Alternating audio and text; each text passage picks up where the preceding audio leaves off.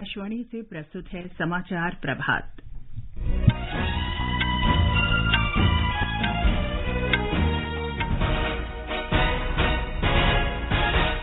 प्रधानमंत्री नरेंद्र मोदी के मन की बात कार्यक्रम की 100वीं कड़ी का प्रसारण आज। देश और विदेश में विशेष स्क्रीनिंग। सूचना और प्रसारण मंत्री अनुराग सिंह ठाकुर ने लोगों से नमो ऐप डाउनलोड करने और मन की बात कार्यक्रम सुनते समय अपनी तस्वीरें अपलोड करने की अपील की। कर्नाटक विधानसभा चुनाव के लिए प्रचार तेज। विभिन्न राजनीतिक दलों के नेता प्रचार में जुटे। वित्त मंत्री निर्मला सीतारामन ने प्रौद्योगिकी के अधिक उपयोग से करदाताओं की संख्या बढ़ाने का अधिकारियों को निर्देश दिया। और एशियाई बैडमिंटन चैंपियनशिप में पुरुष डबल्स फाइनल में चिराग शेट्टी और सात्विक साईराज रेंकीरेड्डी का मुकाबला मलेशिया के तेओ यी और आन यू सिन से होगा।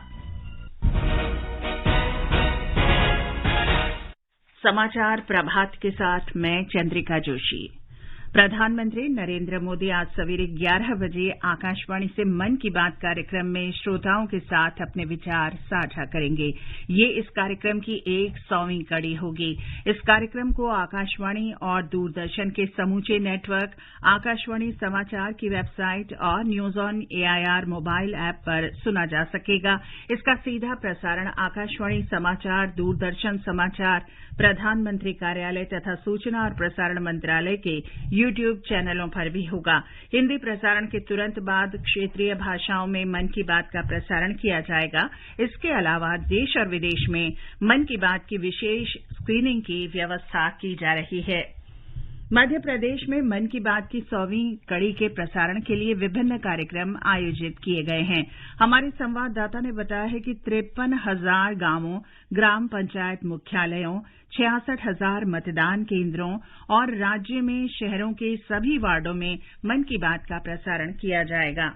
स्वच्छता में देश में नंबर 1 इंदौर आज प्रधानमंत्री नरेंद्र मोदी के मन की बात कार्यक्रम में भी नया इतिहास रच रहा है। मध्य प्रदेश और संभवतः देश में पहली बार मन की बात का प्रसारण बड़े पर्दे पर होगा। इंदौर के सांसद शंकर लालवानी ने मन की बात के 100वें संस्करण के प्रसारण के लिए पूरा सपना संगीता सिनेमा घर बुक किया है। वैसे मध्य प्रदेश में मुख्य कार्यक्रम भोपाल स्थित राजभवन में होगा। राज्यपाल मंगूभाई पटेल इस मौके पर समाज के विशिष्ट लोगों को संबोधित भी करेंगे। केंद्रीय संचार ब्यूरो ने इस मौके पर आजादी का अमृत महोत्सव, सरकार की उपलब्धियों पर राजभवन में 2 दिवसीय प्रदर्शनी का आयोजन भी किया है। संजीव शर्मा, आकाशवाणी समाचार, भोपाल। मणिपुर में आकाशवाणी और दूरदर्शन केंद्र द्वारा मन की बात की 100वीं कड़ी के विशेष कार्यक्रम के प्रसारण की व्यापक व्यवस्थाएं की गई हैं। इम्फाल में राजभवन में मणिपुर की राज्यपाल अनुसुईया उइके इसमें शामिल होंगी। मन की बात की 100वीं कड़ी के विशेष प्रसारण की व्यवस्था मणिपुर के लोकतक झील पर भी की गई है। इसमें श्रम मंत्री भूपेंद्र यादव शामिल होंगे। हिमाचल प्रदेश में शिमला के राजभवन में विशेष स्क्रीनिंग में राज्यपाल शिव प्रताप शुक्ला मुख्य अतिथि होंगे। मन की बात की शुरुआत से लेकर अब तक राज्य के जिन लोगों के नाम उनके उत्कृष्ट कार्यों के लिए कार्यक्रम में आए हैं, उन्हें राजभवन में विशेष स्क्रीनिंग देखने के लिए आमंत्रित किया गया है। प्रसार भारती आज चंडीगढ़ स्थित हरियाणा राजभवन में विशेष स्क्रीनिंग का आयोजन कर रहा है। इसका उद्घाटन राज्यपाल बंडारू दत्तात्रेय करेंगे। इधर दिल्ली में राजनिवास में आज आकाशवाणी के मन की बात कार्यक्रम की 100वीं कड़ी के प्रसारण की विशेष व्यवस्था की गई है। ब्रिटेन में लंदन स्थित भारतीय उच्चायोग पीएम मोदी के मन की बात की 100वीं कड़ी का प्रसारण करेगा। न्यूयॉर्क में संयुक्त राष्ट्र मुख्यालय में भी मन की बात की 100वीं कड़ी का लाइव स्ट्रीम किया जाएगा। अमेरिका में भारतीय मिशन ने ट्वीट कर इस बारे में जानकारी दी है। मिशन ने कहा है कि संयुक्त राष्ट्र मुख्यालय में लाइव प्रसारण के साथ मन की बात वैश्विक हो रहा है। सूचना और प्रसारण मंत्री अनुराग सिंह ठाकुर ने लोगों से मन की बात की 100वीं कड़ी का सीधा प्रसारण सुनते समय नमो ऐप डाउनलोड कर अपनी तस्वीर अपलोड करने का आग्रह किया है। श्री ठाकुर ने एक ट्वीट में कहा कि नमो ऐप पर मन की बात @100 मॉड्यूल लॉग इन कर इस पर 25 चित्र अपलोड किए जा सकते हैं। अपनी पहचान स्पष्ट करने के लिए अपना नाम, मोबाइल नंबर, राज्य और निर्वाचन क्षेत्र एंटर करना होगा। उन्होंने कार्यक्रम सुनते समय सभी चित्र भेजकर 100वीं कड़ी को अब तक का सबसे व्यापक प्रसारण बनाने का आग्रह किया। ये समाचार आकाशवाणी से प्रसारित किए जा रहे हैं। समाचार प्रभात में आपका फिर स्वागत है। कर्नाटक विधानसभा चुनाव का प्रचार अभियान तेज हो गया है। विभिन्न राजनीतिक दलों के नेता अपने अपने उम्मीदवारों के पक्ष में प्रचार अभियान में जुटे हैं। प्रधानमंत्री ने बेंगलुरु में कल रोड शो के बाद कई चुनाव रैलियों को संबोधित किया। बेलगावी में एक जनसभा में प्रधानमंत्री मोदी ने कहा कि राज्य में डबल इंजन सरकार होने की वजह से विकास तेज गति से हो रहा है। कर्नाटका में ट्रेडिशन भी है और टेक्नोलॉजी भी है। यहाँ स्टार्टअप और संस्कृति एक साथ सशक्त होती है। यहाँ भारत की पुरातन और नूतन पहचान एक साथ समृद्ध होती है। ये डबल इंजन से होने वाले विकास का अद्भुत मॉडल है। श्री मोदी आज कोलार और हासन में 2 जनसभाएं करेंगे तथा शाम को मैसूरू में रोड शो में भाग लेंगे।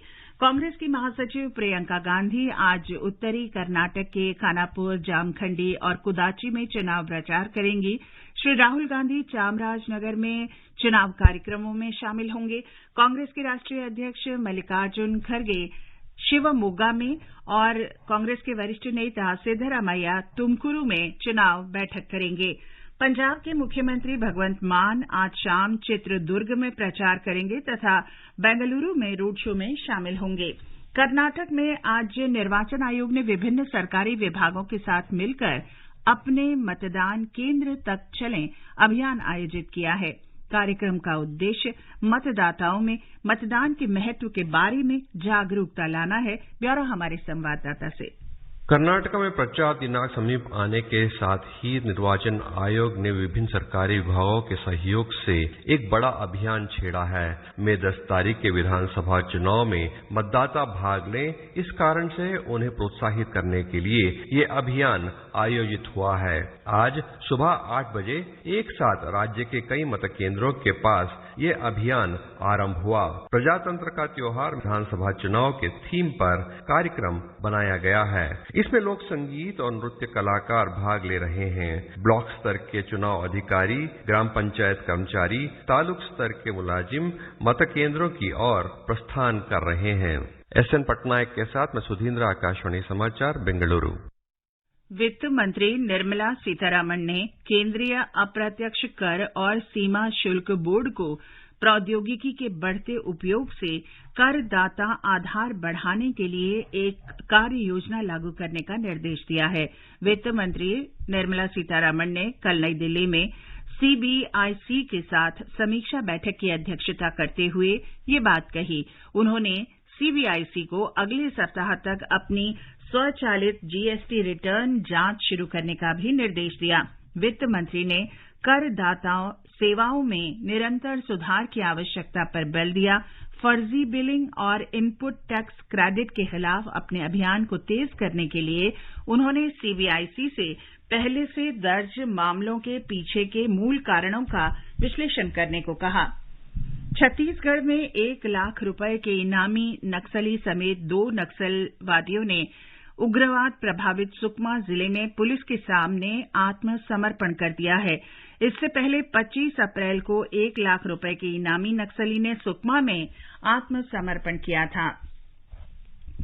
भारतीय नौसेना के जहाज आईएनएस तेग ने कल ऑपरेशन कावेरी के अंतर्गत सूडान में फंसे 288 भारतीयों को संकटग्रस्त सूडान से सफलतापूर्वक निकाला। विदेश मंत्रालय के प्रवक्ता अरिंदम बागची ने बताया है कि सऊदी अरब के जेदा जाने वाले भारतीय नागरिकों का ये 14वां जत्था है। इससे पहले पोर्ट सूडान में तैनात आईएनएस सुमेधा भी संकटग्रस्त देश सूडान से 300 यात्रियों के साथ जेदा के लिए रवाना हुआ था। सूडान से करीब 2400 भारतीयों को निकाला गया है। ऑपरेशन कावेरी के अंतर्गत भारत सरकार सूडान से लगभग 3000 भारतीय मूल के यात्रियों को निकालने के लिए तैयार है। ऑपरेशन कावेरी के अंतर्गत सूडान से कुल 1191 यात्रियों को निकाला गया है। सूडान से भारत आए कुल 117 यात्रियों को क्वारंटीन में रखा गया है क्योंकि उन्हें येलो फीवर का टीका नहीं लगाया गया था। स्वास्थ्य मंत्रालय ने कहा है कि इसमें कोई लक्षण नहीं पाए गए तो यात्रियों की क्वारंटीन की अवधि 7 दिनों के बाद समाप्त हो जाएगी। इन यात्रियों को राज्यों के विभिन्न अस्पतालों में हवाई अड्डे के स्वास्थ्य अधिकारियों और स्वास्थ्य तथा परिवार कल्याण मंत्रालय द्वारा बनाए गए स्वास्थ्य केंद्रों में निःशुल्क भोजन आदि की सुविधा प्रदान की गई है। डोमिनिकन गणराज्य के दौरे पर गए विदेश मंत्री सुब्रमण्यम जयशंकर ने कल डोमिनिकन व्यापार और उद्योग मंत्री इटो बिसोनो के साथ बातचीत की। दोनों नेता व्यापारिक संबंधों को आगे बढ़ाने पर सहमत हुए। डोमिनिकन व्यापार मंत्री ने कहा कि दोनों पक्षों ने कैरेबियन क्षेत्र में ऊर्जा, फार्मा, कृषि, खनन और आईटी के अवसरों की चर्चा की। एशियाई बैडमिंटन चैंपियनशिप में पुरुष डबल्स फाइनल में आज चिराग शेट्टी और सात्विक साईराज रेंकीरेड्डी का मुकाबला मलेशिया के तेओ ई यी और आन यू सिन से होगा। कल दुबई में सेमीफाइनल में दोनों ने चीनी ताइपे के ली यांग और वांग ची लिन को पराजित किया। चिराग और सात्विक साईराज चैंपियनशिप के फाइनल में जगह बनाने वाली पहली भारतीय पुरुष जोड़ी है। आईपीएल क्रिकेट में कल रात दिल्ली में सनराइजर्स हैदराबाद ने दिल्ली कैपिटल्स को 9 रन से हरा दिया। कल पहले मुकाबले में कोलकाता में गुजरात टाइटंस ने कोलकाता नाइट राइडर्स को 7 विकेट से हराया था। टूर्नामेंट में आज 2 मुकाबले खेले जाएंगे। दोपहर 3:30 बजे चेन्नई में चेन्नई सुपर किंग्स का मुकाबला पंजाब किंग्स से होगा। शाम 7:30 बजे मुंबई इंडियंस का सामना राजस्थान रॉयल्स से होगा। और अब आज के समाचार पत्रों की सुर्खियों के साथ हैं निखिल कुमार। धन्यवाद चंद्रिका। कर्नाटक में विधानसभा चुनाव के लिए धुआंधार प्रचार आज के अखबारों में अलग अलग शीर्षकों से छाया हुआ है।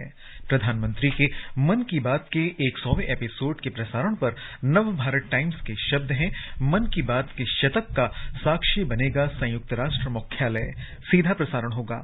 हरिभूमि ने लिखा है, संयुक्त राष्ट्र में पहली बार इस तरह के किसी कार्यक्रम का सीधा प्रसारण होगा। राजस्थान पत्रिका ने तैयारी शीर्षक से देश में 4 लाख स्थानों पर आज मन की बात के प्रसारण की खबर के साथ लिखा है, 100वें अंक को खास बनाने का प्लान।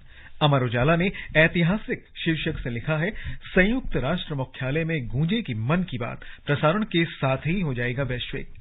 सूडान से भारतीयों को स्वदेश लाने की खबर देते हुए दैनिक जागरण लिखता है, सूडान की राजधानी खार्तूम में नाइट विजन चश्मे की मदद से वायुसेना ने रात में चलाया अभियान। 121 भारतीयों को घुप अंधेरे के बीच बिना किसी सुविधा के सुरक्षित निकाला। पत्र ने वायुसेना प्रमुख air chief marshal VK Chaudhary के इस बयान को अहमियत दी है कि वायुसेना ने अपने सबसे कठिन परिस्थितियों में ऑपरेशन को अंजाम देने की क्षमता का प्रदर्शन किया है। शिक्षा प्रौद्योगिकी क्षेत्र की बड़ी कंपनी बायजूस के सीईओ के दफ्तर और आवास पर ईडी के छापे की खबर अधिकांश अखबारों में है। राष्ट्रीय सहारा ने लिखा है, फेमा के तहत कार्यवाही, कंपनी ने तैयार नहीं किया है वित्तीय खाता। मौसम का जिक्र कई अखबारों ने पहले पन्ने पर किया है।